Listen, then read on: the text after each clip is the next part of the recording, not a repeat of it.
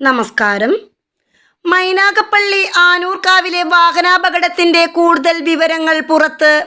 മൈനാഗപ്പള്ളി സ്വദേശിനി കുഞ്ഞുമോളെ വാഹനമിടിപ്പിച്ച് കൊലപ്പെടുത്തിയ അജ്മലിനെതിരെ കുറ്റകരമായ നരഹത്യയ്ക്ക് കേസെടുത്തു.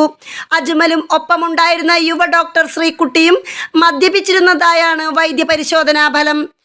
ടയറിനിടയിൽ കുഞ്ഞുമോൾ വീണ് കിടക്കുന്നതിനിടെയും വാഹനം മുന്നോട്ടെടുക്കാൻ അജ്മലിനെ പ്രേരിപ്പിച്ചത് യുവതിയെന്നാണ് സാക്ഷിമൊഴി.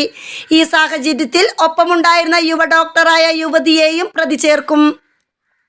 വാഹനമിടിച്ച് വീണ സ്ത്രീ വണ്ടിക്ക് അടിയിൽ കിടക്കുന്നുണ്ടെന്ന് വിളിച്ചു പറഞ്ഞിട്ടും ഓടിക്കൂടിയ നാട്ടുകാർക്ക് ഇടയിലൂടെ അജ്മൽ വാഹനം മുന്നോട്ട് എടുക്കുകയായിരുന്നുവെന്ന് ദൃക്സാക്ഷികളായ നാട്ടുകാർ പറയുന്നു.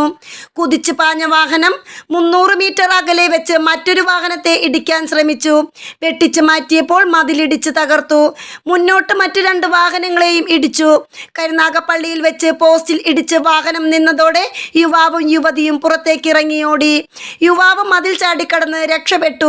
യുവതി സമീപത്തെ വീട്ടിലേക്ക് ഓടിക്കയറി. ഇവിടെ വെച്ചാണ് നാട്ടുകാർ യുവതിയെ പിടികൂടിയത്. വാഹനാപകടത്തിന്റെ ഞെട്ടിക്കുന്ന ദൃശ്യങ്ങളും പുറത്തു വന്നിട്ടുണ്ട്.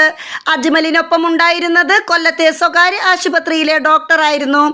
അപകടം നടന്നതിന് പിന്നാലെ വണ്ടിയിലുണ്ടായ വനിതാ ഡോക്ടറാണ് പെട്ടെന്ന് വണ്ടിയെടുക്കൂ എന്ന് ആക്രോശിച്ചതെന്നും നാട്ടുകാർ പറയുന്നു. ഒരു സുഹൃത്തിന്റെ വീട്ടിൽ മദ്യപാനം കഴിഞ്ഞു വരുമ്പോഴാണ് അപകടമുണ്ടായത്. നാട്ടുകാർ ആക്രമിക്കുമോ എന്ന് ഭയന്നാണ് മുന്നോട്ട് വാഹനമെടുത്ത് പോയതെന്നാണ് പ്രതി അജ്മലിന്റെ മൊഴി. അജ്മലിനെ ലഹരി വസ്തു വിറ്റതിന് നേരത്തെയും കേസുണ്ട്. കൊല്ലത്തെ സ്വകാര്യ ആശുപത്രിയിലെ കാഷ്വാലിറ്റിയിൽ വച്ചാണ് യുവ ഡോക്ടറെ അജ്മൽ പരിചയപ്പെടുന്നതെന്നാണ് വനിതാ ഡോക്ടറുടെ മൊഴി. അപകടം നടന്ന ദിവസം ഇരുവരും കാറിൽ കറങ്ങി. സുഹൃത്തിന്റെ വീട്ടിൽ വെച്ച് പാർട്ടിയിൽ പങ്കെടുത്തു, മദ്യപിച്ചു. അതിനുശേഷമാണ് അപകടമുണ്ടായത്. തന്റെ സ്വർണ്ണാഭരണങ്ങൾ ഉൾപ്പെടെ അജ്മൽ കൈവശപ്പെടുത്തിയെന്ന് ഒപ്പമുണ്ടായിരുന്ന യുവ ഡോക്ടറുടെ മൊഴി. News desk മലയാളാക്ഷരം.